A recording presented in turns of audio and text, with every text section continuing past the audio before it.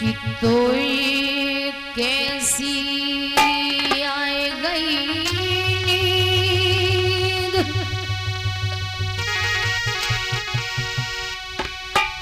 कुमर तेरी मैया रही थी जगाई रे। एक बात उस मैया से मैया कह के बोल मेरे लाल,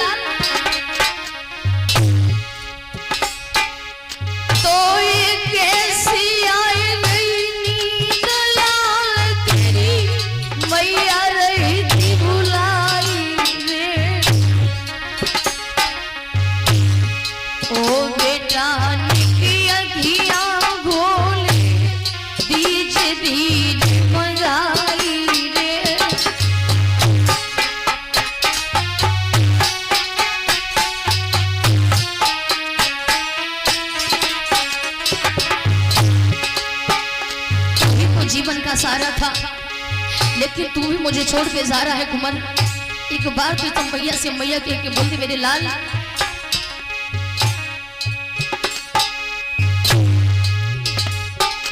आरे तेरी घाघरियो बेटा मेरे जेल कष्ट करा रे, और कैसे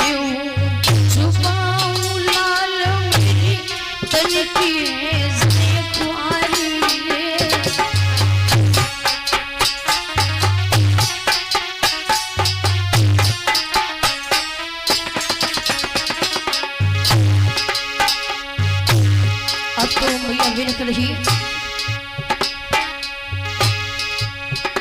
अब तो रोए रोए मैया गए कुमर की अखियां खोलो,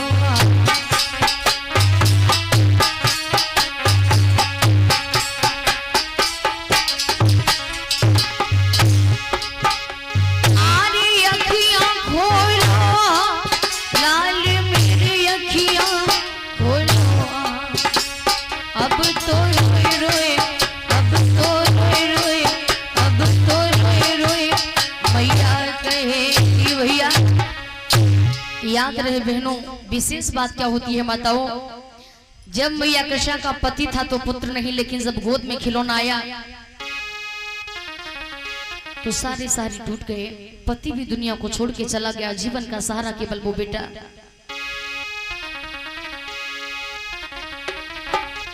जिस माँ का पति भी न हो, पुत्र भी दुनिया से चला जाए, तो उस मैया से पूछे कि जिसका जीवन क्या होता है।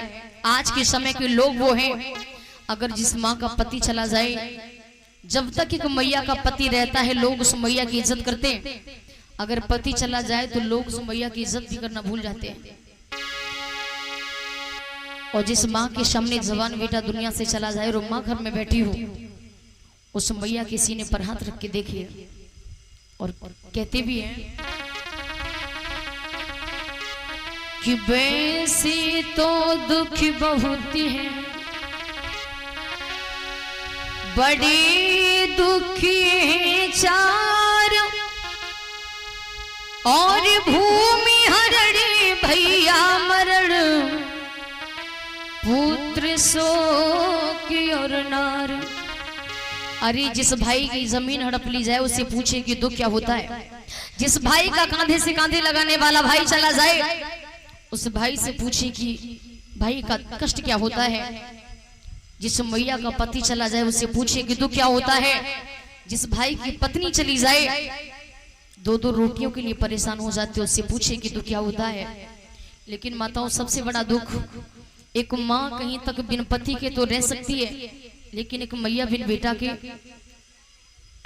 नहीं रह सकती है। मैया ने पुत्र की लहस को उठा के गोद में रख लिया, कहने लगी लाल, अरे मैं तो सोचती थी तू ही मेरे जीवन का सहारा बनेगा, जीवन में सारी खुशियां लाएगा, लेकिन इस सब में क्या देख रही हूं।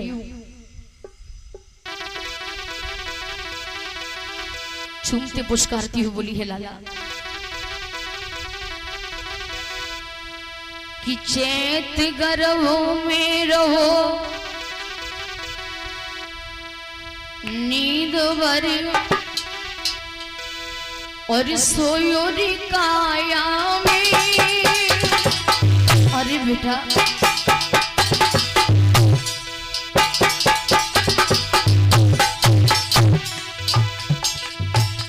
आरे पालकियों पर वस्तु बैठ नहीं पाई छाया में। ओ बेटा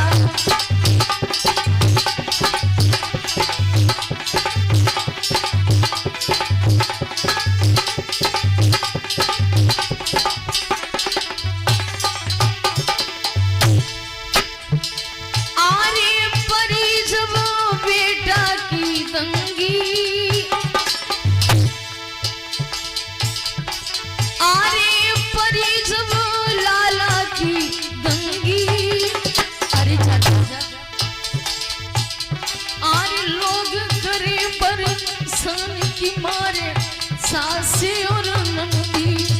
ओ वेना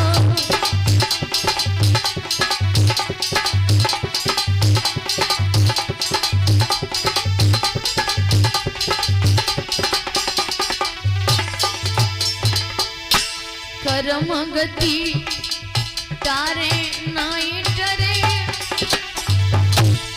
कहते कि जिसके पैर न गई बीमारी सो का जाने पीर पर आई। जिनके जीवन में ऐसे संकट आ चुके उन माताओं से पूछिए। आरे करम गति तारे नाए डरे बोई मैया किरसायब ने नन में नीर वरे। ओ भैया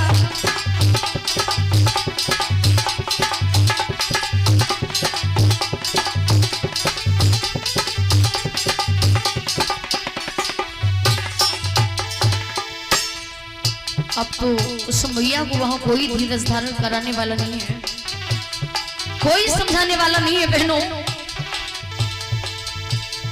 आरे जेठ लपट की आग मुसीबत आंखन में थोड़ी। आज बन खड़ के बीच भी लगती मैया क्यों छोड़ी। ओ बेटा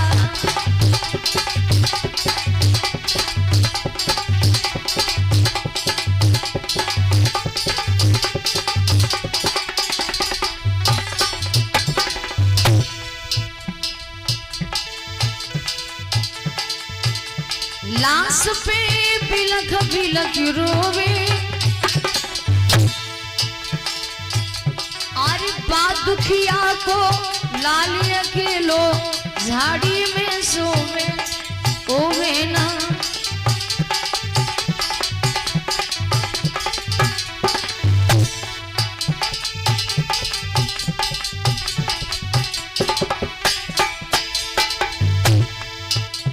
बिलख रही बेटा बिन मैया।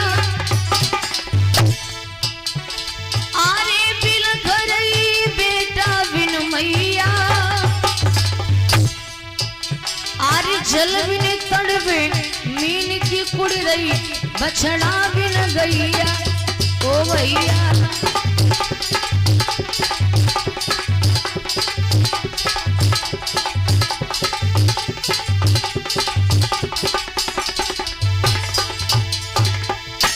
छूट गई कौन ने लो नारी।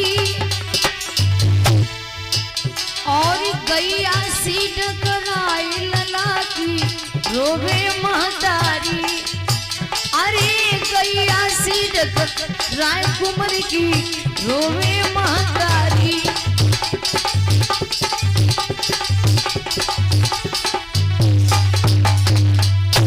अब तो वो मैया रो रही बिलक रही, कोई धीरज धारण कराने वाला नहीं है। और कहते भी हैं बहनों, अगर जिस बहन का भाई ना हो उस बहन से पूछिए, कभी देखा उस बहन से लोग रिश्ता करने को भी इनकार कर देते हैं। अगर शादी हो भी जाए, अगर पिता क्या रहना शुरू कर दे, जरा जरा सी बातों पर लोग ताना मारते कि अगर तू इतनी अच्छी होती तो तू यहाँ न टिकी होती। ना जाने कैसी कैसी चर्चाएं करते हैं, लेकिन पूछिए उस बहन से, रक्षाबंधन जैसा वक्त आए, भैया दो जैसा समय आए, घर में किसी की शादी हो, मंडप के नीचे अगर खड़ी हो तो उस बहन से पूछे कि भाई की कितनी याद आती है। कहते भी है ना बहनों,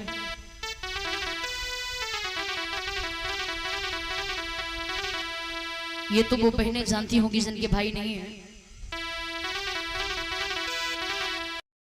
कहते कि चाहे कितने हुए जाए वैर, कि चाहे कितने हुए जाए वैर, कि वक्त सुध भई की आमद है, चाहे कितने हुए जाए वैर, वक्त सुध गिरने की आमद है।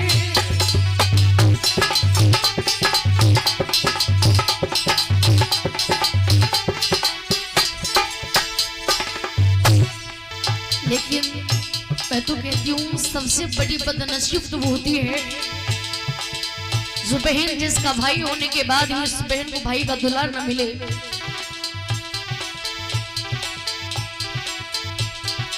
यहाँ आने के बाद इस दुनिया से चला जाए, कि चाहे कि तुम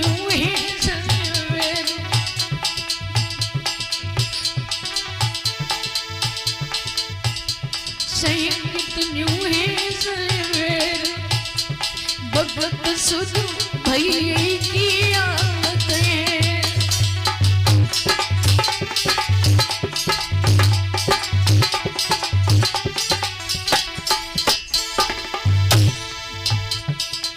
एक सुधिया में साल समूने, एक सुधिया में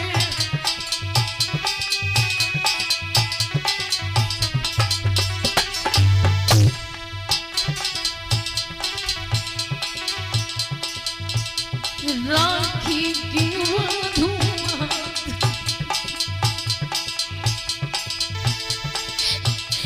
राखी की धुआं, भगवत सुध भई की आमद है।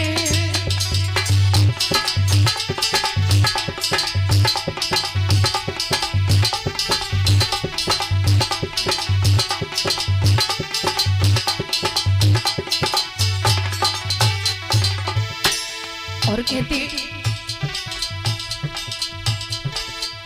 एक सुधिया में भैया दोज पे, एक सुधिया में भैया दोज पे,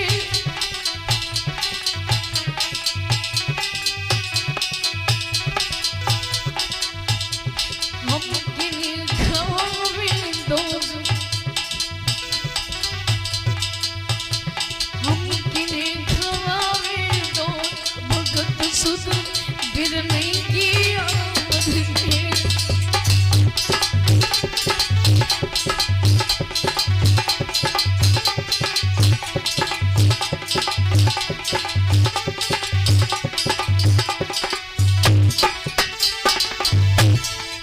और चाहे कि तुम चाहे कितने भगवत सुध भई की आमद है।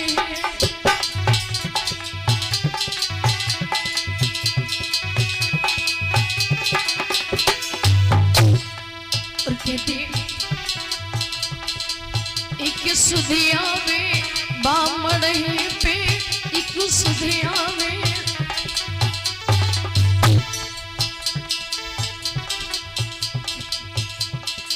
एक सुधिया में बामड़े पे, एक सुधिया में हमें वो पहनावे हाथ,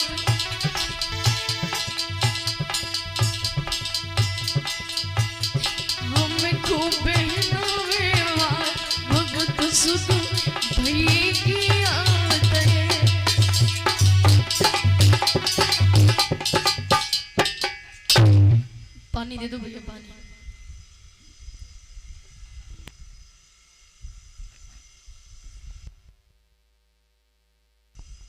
तो जब इधर आप लोग बैठ जाएं।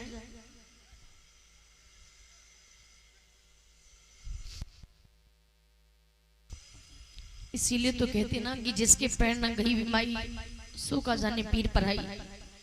जिसके जीवन में ऐसे संकटों का पहाड़ आ चुका हो, टूट चुका हो, उससे पूछे कि तो क्या होता है।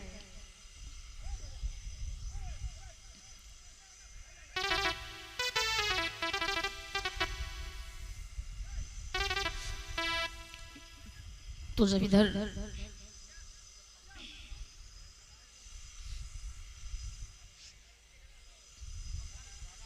मैया कृषा की बात को श्रावस्ती के लोगों ने सुना है। बाकी बहने बैठ जाएं।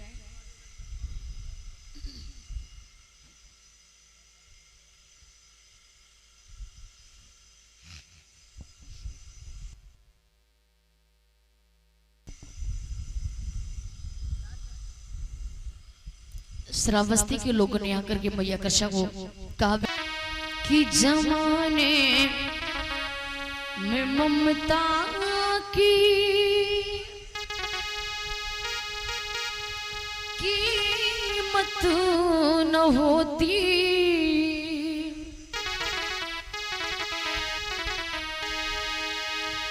जमाने में ममता की कीमत न होती, अगर मां न होती, अगर मां न होती, अगर मां न होती, अगर मां न होती।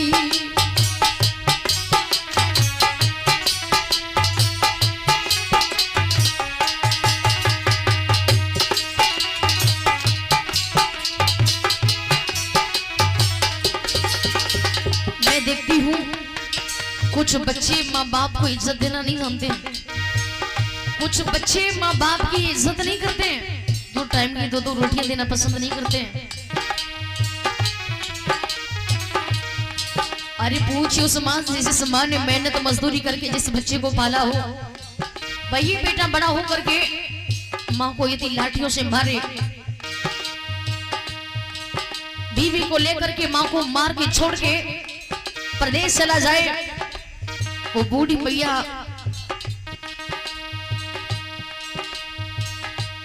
जैसी तैसी रोटी कभी सीखती है तो कभी जल जाती है, कभी कच्ची रहती है तो कभी भून जाती है। ऐसे वक्त स्वयं गुजारती हो उस मैया से पूछिए, जमाने में ममता की कीमत न होती, अगर मां न होती, अगर मां न होती, अगर मां न होती, अगर मां न होती।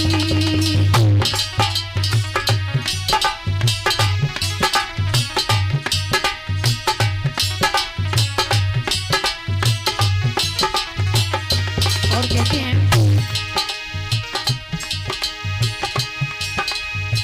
नौ माह जिसने कोख में सुलाया, अंगुली पकड़ जिसने चलना सिखाया, वो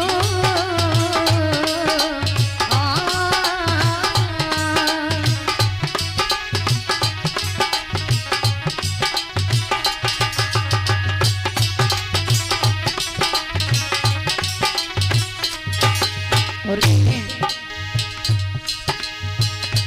आपने सुना भी होगा कि माँ के दिल जैसा दुनिया में कोई दिल नहीं है।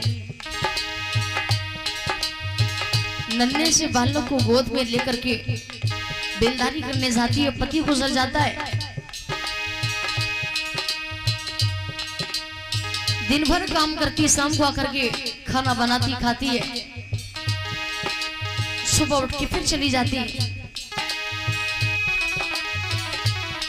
बच्चे को पढ़ाया लिखाया, उसे काबिल किया, लेकिन जो काबिल हुआ ना, जब काबिल हो गया शराब पीना शुरू कर दिया, नशे में आकर के माँ को भूल गया।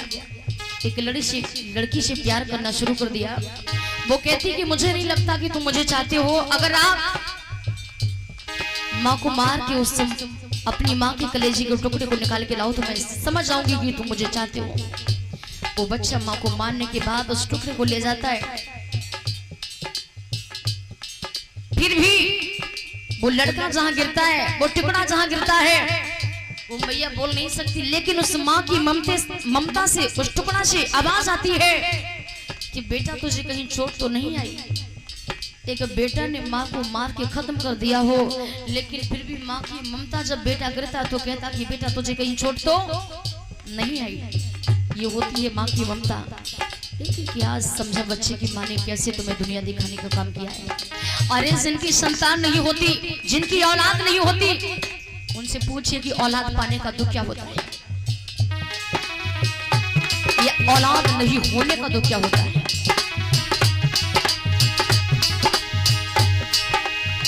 गीले में सोती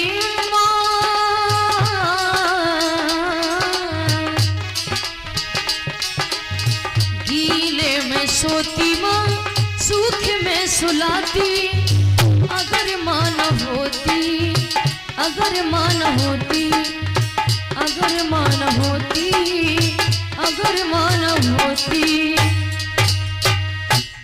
इधर लोगों ने विचार किया, मुझे लगता है कि मैया कृष्णा के ऐसी समझ में नहीं आएगा। कहा कि बहन अगर तुम भगवान बुद्ध के पास चली जाओ तो हो सकता है कि तुम्हारा पुत्र जिंदा हो जाए।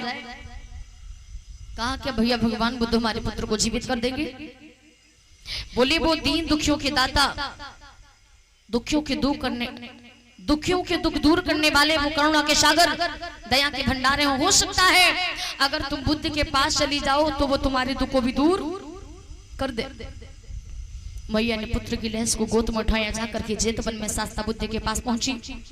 उस बालक को भगवान बुद्ध के चरणों में लेटा दिया। कहने लगी भगवान मैंने आपका बड़ा नाम सुना है, आपका बड़ा नाम सुना है भगवान, मेरे पुत्र को जीवित कर दो महामुनि।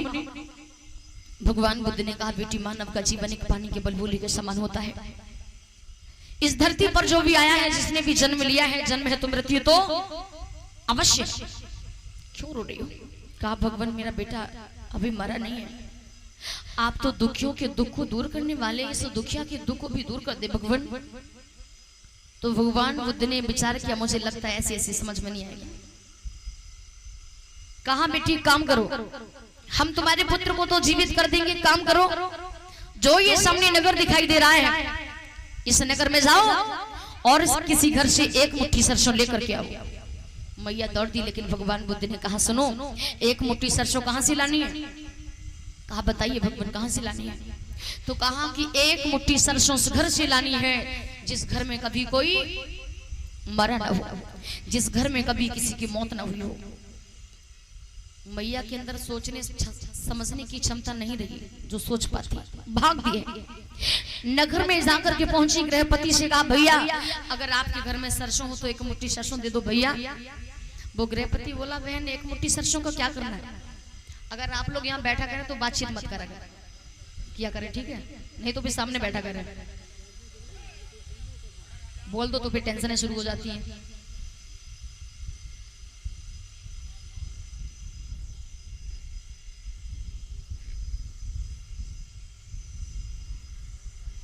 तो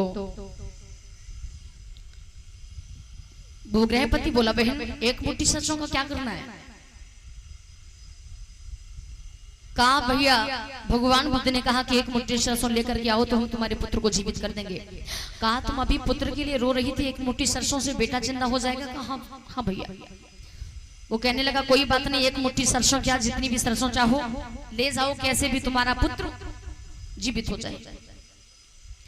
गृहपति चल दिया तो मैया कृष्णा कहने लगी भैया सुनो, अगर आपको बुरा न लगे तो बात कहूं? बोले कहो। कहा एक मुट्ठी सरसों तो ही देना अगर आपके घर में कभी कोई मरा न हो।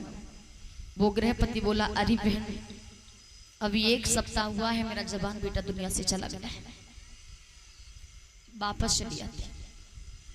जिस दरवाजे पर जाती, जिस गृहपति के पास पहुंची हर दरवाजे से, हर गृहपति से यही जवाब आता है।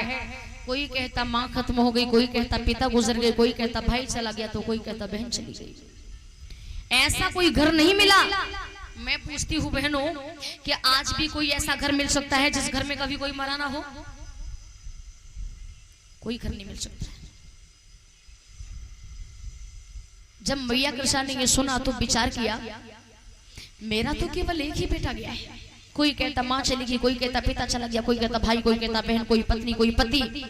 मेरा तो एक ही बेटा गया है कि दुनिया के लोग कैसे जी गए। और भगवान बुद्ध ने इसीलिए भेजा था, जब ये दुनिया के लोगों के दुखों को जानेगी तो अपने दुख को भूल जाएगी। जब ये अपने दुख को भूल जाएगी तो फिर इसके मन को शांति मिल जाएगी। ये तो हर किसी के साथ होना है।